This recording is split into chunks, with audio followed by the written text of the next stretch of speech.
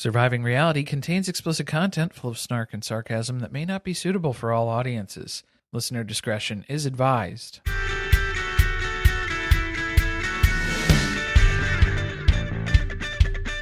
Hello and welcome to Surviving Reality. I'm Corey. And I'm Carly, and this is the season finale of Polyfamily, Season 1, Episode 6, Polyfidelity. Is it Polyfidelity or Polyinfidelity? I think that becomes a question. It's a big question at the end of the episode. It's hard to gauge it. You know, I'm really bummed that this is the last episode because we finally opened a conversation that I think could have spurred 3-4 more episodes. And here we are, we're done.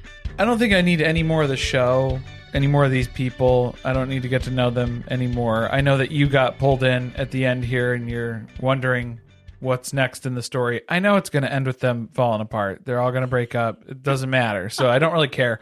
Really, the only thing that I want them to do is just, can Sabrina Carpenter make like a concept album about Polyfamily? Like that would be probably the next creative endeavor that I would support. That's what you're waiting for? Yeah, that's what I would vote for. So not based on them, but just based on a closed quad? It could be. Facing the question of, do we open? Or you could have like specific scenes from this season that you can implement too, or draw from for inspiration there. I feel like that'd be better use of everyone's time. Okay. Our people call her people. Something like that. We don't have people. No. All right. Alysia and Sean take an awkward intimacy workshop.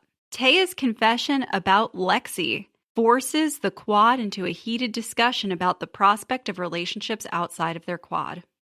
Okay. Yeah, let's get into it, I guess. You better amp up the energy because I'm excited to talk about this. Yeah, I think the summary didn't really hit on my main points either. So we'll get into it. They left off like the entire opening conversation, which we start off the episode with Taya going out with her mom. And they're kind of exchanging a little bit of gossip. She's talking about what went down with the blood work. Blood work? The blood reveal? Blood type reveal? Yeah, accidental reveal. That Sean's been making everyone feel miserable about for, I don't know, weeks now. Sean was treating it as an unintentional paternity test, but now, come to find out, Taya is talking to her mom, who has some nursing experience, is kind of familiar with how blood types work. She's remembering back, and she has a little inkling that maybe Sean was mistaken on this. I don't believe that it really took her mom to get this information to them. I'm kind of thinking that production was irritated by these conversations because they also did a little Google and immediately found out Sean was wrong. And they've been waiting for someone in the quad to bring that up, and it hasn't happened. So now we have to bring in an outside person to Google this. Right. Instantaneous results. It's literally the first AI-generated search result. It took all of probably like 45 seconds, I think, to just double check the work that was done on this claim that Sean seems to be staking here. I'm glad that the audience got this, though, because everyone else did the same thing, where they're watching, they hear him make this claim, and it's been constant comments about people saying, hey, that's not true. I see it on every Polyfamily post that I see, that two Bs can in fact make an O. It's a slim chance, but there is a possibility. So to say it's absolutely impossible, that is not the case. Taya was so shitty. And I agree. Throw away the man. Throw away Sean. We don't need him. Actually, the show would be better without Sean. Bring in Lexi.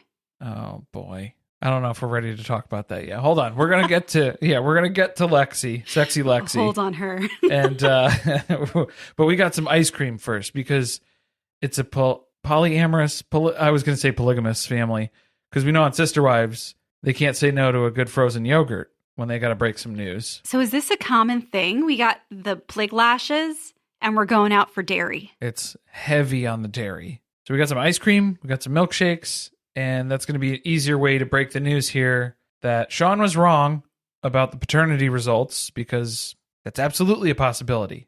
This was brave, or maybe this was all a plan by Taya, that if things started going south, she could just say she had explosive diarrhea and that she had to leave. I have to leave now. We're playing with the lactose intolerance. We might lose one of the four in the quad to the bathroom. You just have to eat it a little bit quicker? And then, then you're really playing with fire. Sean was really risking it with that milkshake.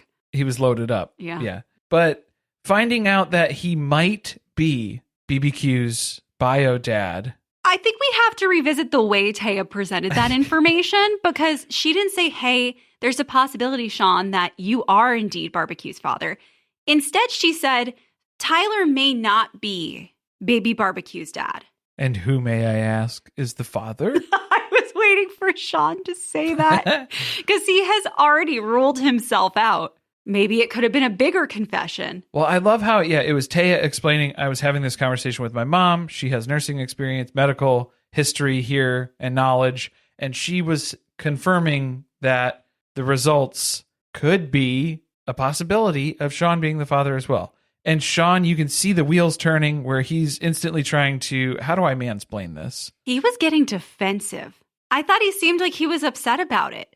He was talking because he was being told he was wrong. Well, then he was upset that his research was wrong. He kept blaming the research, but I think it's the researcher who was trying to find confirmation bias, perhaps. Am I not the father? The first result that I glanced at makes me think that I could not be, so it's impossible. There's no way that he Googled it. Come on. Well, he was asking, what did you put in? He wanted the exact search term. The query. So that he can replicate it and get that same AI Stop answer. using Ask Jeeves. How bad was your search? Yeah, what were you typing in, sir? Okay, this is a funny phenomenon, though. People who are bad at Googling. This does exist. Well, and Sean is like the worst combination of he hates to be wrong, yet he is also terrible at research. So this is just a toxic combo. The thing that pissed me off the most about the whole thing is that at no point does he apologize. Because he does, in fact, Google it as they're sitting there because I think he wanted to disprove Taya by showing the search results once again said what he originally had told the group. And then he gets proved wrong in front of everyone, but doesn't say, hey, I'm sorry for blowing up our lives.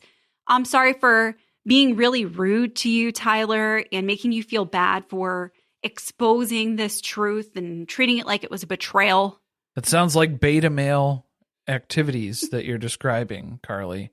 And he's an alpha? Yeah, definitely. So he will not be groveling Obviously. to the group. Sean just flips right into giddy, where he is ecstatic at the possibility, even though I guess he didn't see the percentage chance of what that means of two B parents having an O the 6%. child. The 6%, not too great, but there is still the possibility. Okay, so he's ecstatic about that. Meanwhile, you've cut over to Tyler's expression, and he's crushed, terrified, scared, all of the things where now he's starting to doubt, even though there's all these other factors in the characteristic attributes. The baby looks like him. Everything else about the kid that we were convinced on the paternity just moments ago. And now Tyler is questioning, oh, that might not be the case. See, I didn't interpret Sean's grin as him being excited about the prospect of still possibly being Barbecue's father. I thought that he was rejoicing in the moment of terror that Tyler was experiencing. Well, this is what's lending credence to my sadist theory of, I think that Sean just likes to disturb people. That's kind of his thing. I'm starting to buy into it too. He was way too overjoyed by that.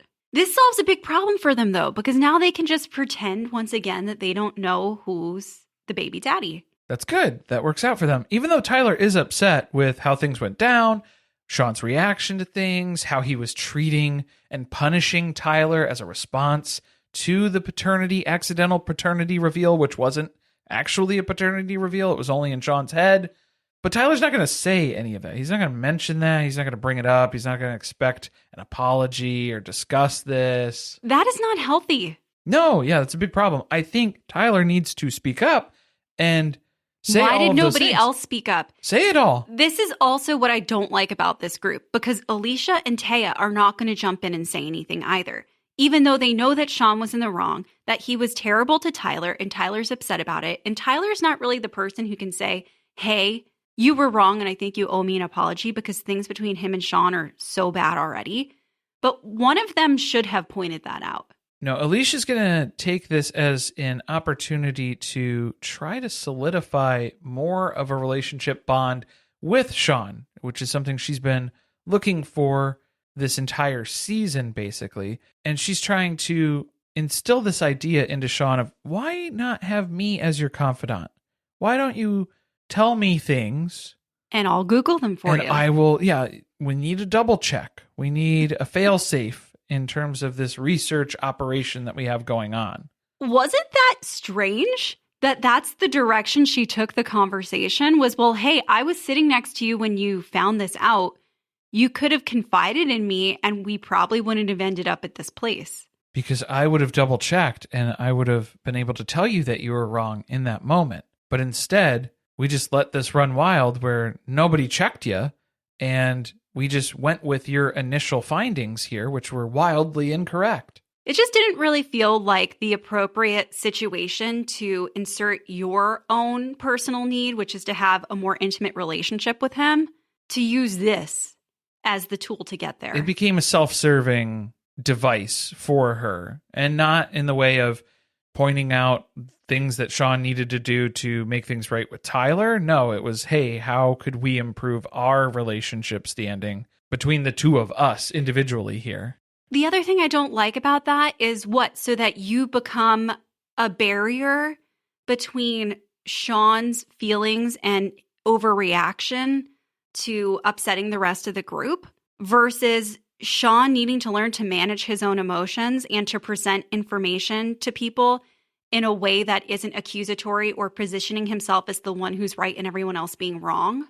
Well, the emotions, that's where it gets difficult to talk about the emotions, because then we do have Alysia and Sean. They're in the driveway. They're shooting hoops. They're shooting the shit. And they are trying to talk about their emotions. And you can tell immediately when Alysia brings this up, Sean has lost interest in the conversation because he already knows Alicia's upset. She looks very sad. She is the Eeyore of the group. And she's about to bring it down. I don't want to talk about this stuff. Every time you come out to here and talk to me about this stuff, it's always something terrible that's going on, something horrible that you're dealing with. And I have to then try to process through that. Sean can't handle his own emotions. He definitely can't handle Alicia's emotions. No, and all he wants to talk about is the sucking and the fucking. That's all Sean's here for. He's not here for a deep emotional connection with you. I think most of the people in the quad are here just for the sucking and the fucking. And that's all they want to talk about. Maybe it's not a Sean isolated problem. Leave it at that. Yeah. I mean, Sean is definitely one of a few. What she's actually upset about is that there is no emotional or physical intimacy between them, but ultimately they come back to physical intimacy as being the thing that they need to fix. Well, and then also there are those emotional and intimacy boundaries that Alysia has tried to put into effect multiple times that keep getting bulldozed and ignored and completely disregarded multiple times by several people in the quad. That's the bigger conversation that needs to be had, because why would she feel comfortable being vulnerable with someone who continually bulldozes over her boundaries and then doesn't even apologize for it? It makes her uncomfortable. So then how can she be comfortable to share an intimacy with you on a physical level? That doesn't make sense. Even in this conversation, Sean is still trying to defend himself by saying, well, I feel like I have to censor myself around her because I can't talk about certain things because it's going to hurt her feelings or something. Well, it was he was weaponizing Alicia's emotions, and that's the reason why he can't be intimate with her emotionally, because they don't communicate that way. He's always censoring what he has to say because he could hurt her feelings because she's so sensitive. Yeah, don't love that, because that's just him trying to violate her boundary and get her to give up on that. Well, that, and then also I liked how it was another excuse that he was throwing out there was he was recycling a Tyler excuse where we had medical update obliviousness was used as a defense, because that was what Alysia was upset about, was he was talking about dropping off his sperm sample for his vasectomy results, and he had mentioned the sexual escapades with Taya from that morning. Which happened on a day that he is supposed to be with Alysia. And so I feel like that's important because why later in the day would now you two be comfortable, or at least Alysia feel comfortable being intimate with you when you just shared what you just did with Taya this morning, and you also know that that's something that she doesn't like. So for him to say, well, that was part of a doctor's visit, and I just thought I was just sharing pertinent medical information. Necessary medical information, like Tyler did with barbecue. I hate this man so much. Like, this is a whole nother level of gaslighting. That's what he's trying to do here. Well, then he's flipping it back on her, too, of do you want to work on it? Do I want to work on it? Do you want to work on it? Well, that he's implying she's the one who has the problem. Right. So she's going to have to fix it. She's going to have to put in the work to do that because there's nothing wrong with him. And then she kind of addressed that because she said, well, I do if you want to work on it too, but I don't know if that's the same result. When Alicia's talking about working on it and Sean's talking about working on it, I don't think they're talking about the same thing. I don't believe that he desires a deep connection with her. I really feel that the reason this quad is even together is because Taya and Tyler want to fuck each other and everyone else is along for the ride. They're here out of necessity and obligation at this point, Sean and Alysia. But they're going to try to make it work. They're going to go see an intimacy specialist named Lolita, which Sean must have misheard as Lolita, which is why he's here. He got a little excited. He said, there sign me up, I'll be there. in an instant, in a heartbeat, and then he was mildly disappointed. I was concerned when they were talking about going into the intimacy session. Is that what we're going to call it? They called it a workshop, I think, at one point, which that makes it sound a little... Makes it sound like there's more people. Well, Don't you feel like a workshop normally has like a group of people together? It makes it sound like improv. We're going to improv. I'm workshopping this new bit. Our sexual positions with each other. But the way that Alysia was describing it, and her water jug too, was their emotional support water jug, things need to feel better. And I don't know if she was talking about emotionally or if physically, because it hurts me. Like, that was what I was thinking of, was Forgetting Sarah Marshall. There has to be a place that you go to get certified to be an intimacy coach where they teach you one thing, which is to sit on the floor with your legs overlapping and stare into each other's eyes. Because how many times have we seen this done on reality television?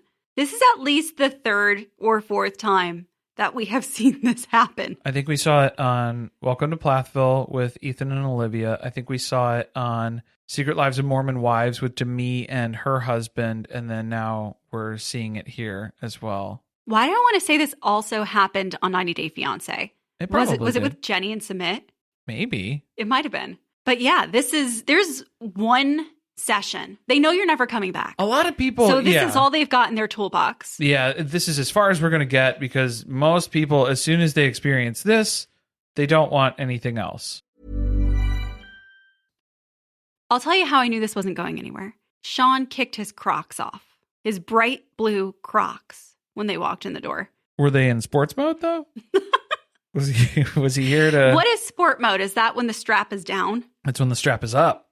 The strap is up. Sport mode, yes. How is that sporty? I feel like you need them to hold onto your feet if Well, you're that's what going to I'm be moving quickly. Or wait, yeah. So why would the strap be around the front? What straps are we talking about? The strap, the heel strap is what I'm talking about. When the heel strap is up, and so it's around your ankle. Okay, that's sport when mode. you said up, I thought you meant up, flipped up over the top. Oh, Guys, no. You need to see us miming this like to up each other. and active around the ankle. Yeah. Yes. That is sport mode engaged. Yes. Between that and the water jug, it explains a lot. I'm surprised the jug wasn't between them. She didn't just have it right betwixt, resting between their bosoms. How does the emotional support mug jug? How do we adapt these positions for it? Because it's with us. Yeah, we're going to need to make space for that. It's part of the throuple. Pretty much. Every couple is a throuple with Alysia because this jug has to have a place. It's coming into bed with them. Pretty much. But Alicia's realizing here she can't talk about intimacy at all. She gets very uncomfortable. So she has made the push to go to this intimacy specialist, but then she herself does not even like talking about intimacy. I don't believe this was her idea. Oh, you don't? No, I think this was production. Oh, okay. Well, yeah. They searched this woman out. They know that she's uncomfortable. She's the vanilla in the quad trying to be something else. She's the Superman ice cream as we described last episode. All he said was he likes her ass, and she couldn't handle any more. Ass grabbing. I mean, maybe it's not that she was uncomfortable. She just can't come up with something that turns her on about Sean. She said that there were things, but then she doesn't want to say those to a stranger, was what she was saying. Maybe it is. It's just she doesn't have too much to come up with. The flaming nips? He has really sturdy nipples. They can hold up to a lot. They can take a beating. Just stare into each other's eyes for a while, and we'll call it a session, and we fixed everything. You guys are good to go. It must be really hard. This is probably the most difficult instruction to take as polygamists because... Polyamory. Polyamory, sorry. Because you can't see past the lashes. It's pliglash. Oh. You can't make eye stare contact. Into her soul. Yeah, what are you talking about? It's her just, eyes are barely open. It's like a bunch of feathers in front of her Maybe face. she's not seeing Sean correctly. That was the issue. She thinks he has a full head of hair. She's mistaken. Clearly. She's going to tell the jug about this later. This just seems like they started at the wrong place. Because they have a lot of other problems where they can't even communicate with each other in a way that feels good. Why are you going to skip right to the physical aspects of your relationship? See, that's why I thought this was Alicia's idea, was because she couldn't get him to go to couples therapy, but we can go to the intimacy specialist instead. I have noticed that is a trend on television where they just say they're going to a coach and we're supposed to not believe that it's a therapist. I could definitely agree that Lolita was not a therapist. I feel pretty confident in that assessment. Someone's going to have to Google her credentials for us. I feel pretty confident in that assessment. I don't think things really improved coming out of this because when Alysia needs somebody to lean on emotionally, she does it with Tyler. Didn't make me feel delicious. You know how excited I got when I saw they were brushing a horse, right? Well, yeah, we got to do horse therapy instead. I thought we were going to get a hoof cleaning. The intimacy specialist didn't solve my problems, so we're going to go to horse therapy instead. This is their own personal horse, huh? I Just guess. in your backyard? Down on the farm. Seems like a lot of work. That's why Robin can't commit to one. Too much work. Way too much responsibility involved in that. They got enough going on in the house, but yeah, now they're taking care of their horse too. The big convo while they're brushing the horse is that Alicia's decided she is going to call her dad. She has decided to call her father. And she would really prefer that Tyler be within earshot while she does it. So she retreats to the barn and makes her phone call. See, I thought this was like a body doubling thing where she was just asking Tyler to be there so that she could go through with this. I just need some moral support. You don't need to do anything.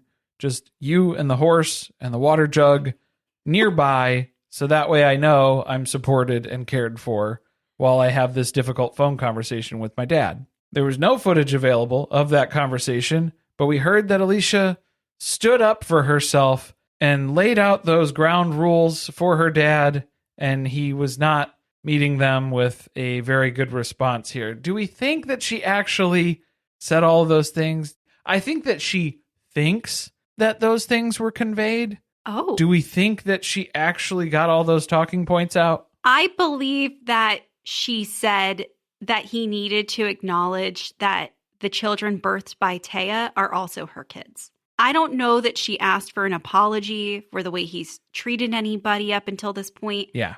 But I do think that that was the main thing that they discussed. And even that didn't go over well. So we're not really coming out of this phone call with anything resolved. Alicia's pretty frustrated here because she's saying, I asked him for the most basic thing, and that's too much. Does that sound familiar? Does that sound like any other relationships that you might be experiencing right now, where you're asking for the bare minimum of things, and even that is just too much? It's over the top. You are way out of line as far as what your requests are. Your expectations your needs are just and too expectations, high. Are just ridiculous and absurd. Does that feel like it's ringing any bells? Seems a little familiar. And then people overstepping boundaries that you've put in place for them and violating them. I think that we really need Alysia to go to therapy, and that would probably be the end of this quad. Real therapy, not just horse therapy. No more specialists. Please don't. I hated that now she had to call the rest of the quad in because Sean was just going to have this attitude like, of course it went that way because I told you that's how it was going to work out. So I'm not even surprised when you share this information with me. Well, Alicia's probably like, did I hang up the phone with my dad? I feel like my conversation's just continuing here with Sean. I'm getting berated in the same ways because that's all I know. The thing she said at the end about how maybe the adoption will be the thing that changes this, that's really weird to me. She's staking her last hope on still having a relationship with her dad, on her adopting the other children being the thing that suddenly changes everything for him. I think that's far-fetched. The problem is that they're not biologically related to him. That's what he's been throwing in your face the whole time. But everybody else in the quad is like, all right, well, whatever gets you excited to look into this stuff and try to get a legal adoption going for everything else. I'm glad you're doing it. It does benefit them. Yeah, whatever. Keep running with that, I guess. Even if that did solve the problem with her dad, it doesn't make him like Taya and Sean anymore than he already does. I don't think her dad's upset that she's cohabitating with two children that are not biologically hers. I don't think they're the issue. Yeah, that's not the basis of the reason why he's upset with this. But hey, not everybody hates Taya. We finally get to meet Lex, who we've only seen via FaceTime until now. Some people are very fond of Taya, actually, in fact. So we meet Lex and Chris, who's her partner, and they're also poly. She's recently had a baby in the same time frame that Taya did. And they've been flirting it up under the guise of a friendship, but now they're here face to face. So let's be real. This trip was a little bit about testing the waters to see if that connection exists in person. Can we agree on that? I would agree. And I think this is where we were a little bit confused too, because we weren't sure if this was seeming like hookup stuff or relationship stuff, because in a closed quad, the flirtation and the interactions that were happening between Lex and Taya seemed like it was already moving towards relationship. I'm wondering, is Taya just addicted to relationships? Does she have any other source of dopamine in her life? Is it relationships, or is it what relationships open the door for? The bedroom door specifically. Well, I think she does like that, like the initial infatuation Maybe stage. She likes the excitement of a new relationship. That part. But then being in a closed quad isn't really going to bring you that, because eventually the newness of this relationship is going to fade away. And she's been trying to do these other new things of having kids and changing the dynamics to mix it up here, but then the novelty's wearing. She's still left unfulfilled, which I thought it was super interesting that, so the way that Lex and Chris have structured their relationship in the past is they've been part of a triad where they both dated the same person. But those ultimately failed because that person was more interested in Chris than they were in Lex. And I'm wondering if we're seeing that recreated here in the quad, where Alicia's feeling like both Sean and Tyler are more interested in Taya than they are in her. Is this Lex's way of finding someone who's interested in just her? You think she's just trying to pick Taya off? Yeah. Just leave the quad. Yeah. And come join us. Pretty much. I mean, well, because then what does this mean? Would Chris then join too, and we would go into a 6-pack? What is this? What do we do? Halfway to a dozen. I don't know. They'd have to get that big bed that we've got on Seeking Sister Wife. Yeah, the Davis family. Bed. We don't even have a bed that big, and I already have to shimmy out of the covers that way some nights. I was going to say they're going to need a bigger house before they get a bigger bed. I don't think they have a room that would accommodate a bed like that. I feel like I have to clarify that it's because I'm sleeping between you and the dog. Oh, okay. Before we start rumors. Right. Yeah. What's going on here? No, so they said that both Lex and Chris are open to dating separately now. So they would each have a partner, potentially, who's interested in just them versus them finding one person who's willing to date them both. Right. So I think it's like they're not trying to add Lex into anything in the quad. It's just that would be between Lex and Taya, specifically, them dating. Dating, but also they live super far away from each other and they have established lives where they have kids who go to certain school systems, and it's not really a functional relationship prospect. I think they just want to hook up with each other when they're in town. And I think Sean's okay with it if he's allowed to watch. I agree with that. I think that's his only stipulation. So into this. He's been watching what's been happening between Lex and Taya, and he already knows. He knows that Taya's going to bring this up to the quad. He knows the moves. He knows the grab ass. He knows the smooches from behind. Were you shocked to see Lex grab Taya's ass at the indoor children's playground in front of the rest of the quad? Tyler was shocked. Tyler wasn't ready for that. There was a lot of Tyler just like peeking around corners of ball pits and just staring longingly at, oh no, Taya has a new fuck buddy. Yeah. She's going to lose some stamina and then I'm going to be left out in the cold. But they're not really moving to anything official. I mean, they kind of went on a little date. They had a date. They went out to dinner together. Not really a date. Or for drinks. I don't know. Something. And Apps and zerts. Lex confessed her interest in a relationship with Taya, and it's mutual. Well, I think it was a do you like me circle one, yes or no?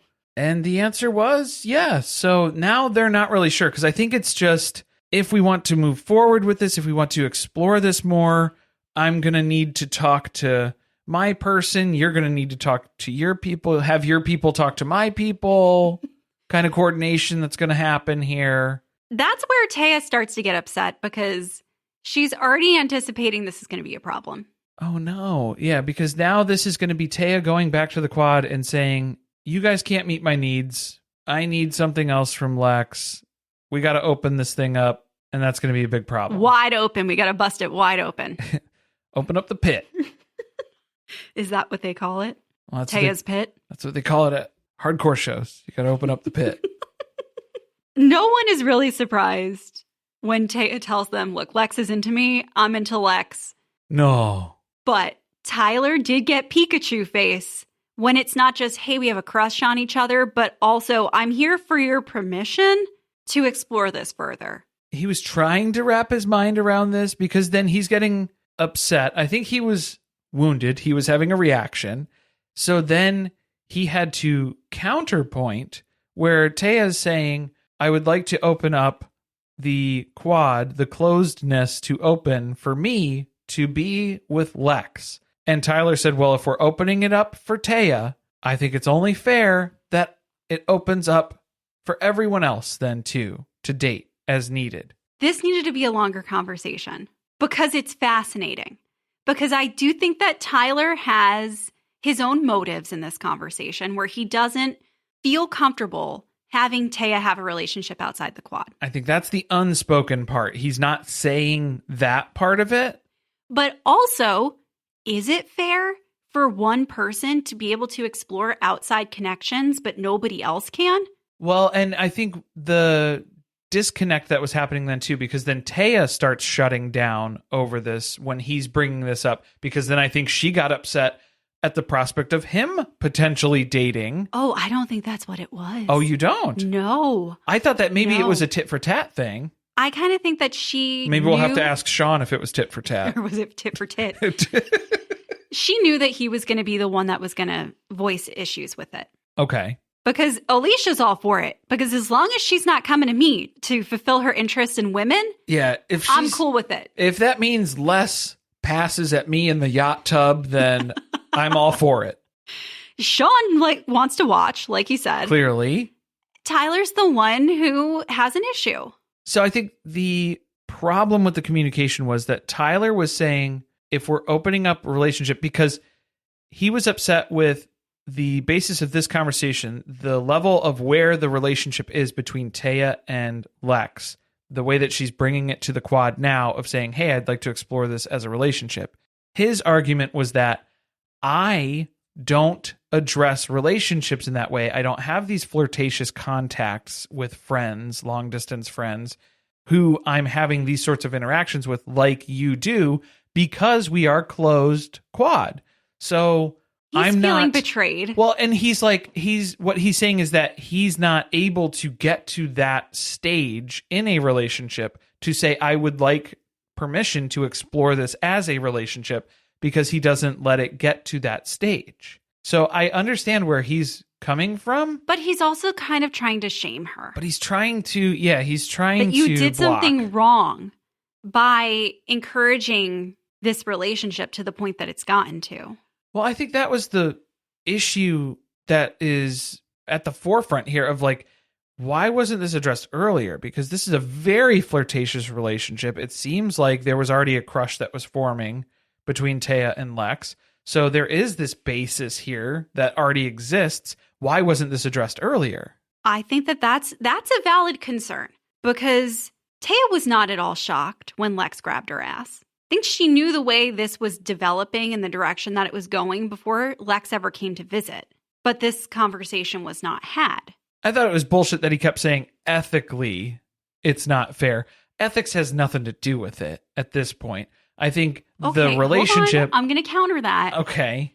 They have rules as a closed quad, and you have violated the rules and are asking for an exception. I don't know if she violated the rules, because... See, but that's where this becomes it's a gray circumstantial. Area. Yeah, this is a gray area. Where there are many people who disagree over what is a betrayal in a relationship, or what is cheating, or what is unacceptable. Well, this is tough. It's either that they were okay with the relationship of what it was, and this had already been brought up to the family that, hey, this is what the basis of this relationship is, and they were okay with that. And now that it's going towards a more full-fledged relationship, now that's where he's kind of doubling back on the approval that was already given. Because if Taya was just going about it, and what we saw on camera, those interactions between her and Lex, and that was their friendship, I would say that's probably crossing some lines in a relationship setup.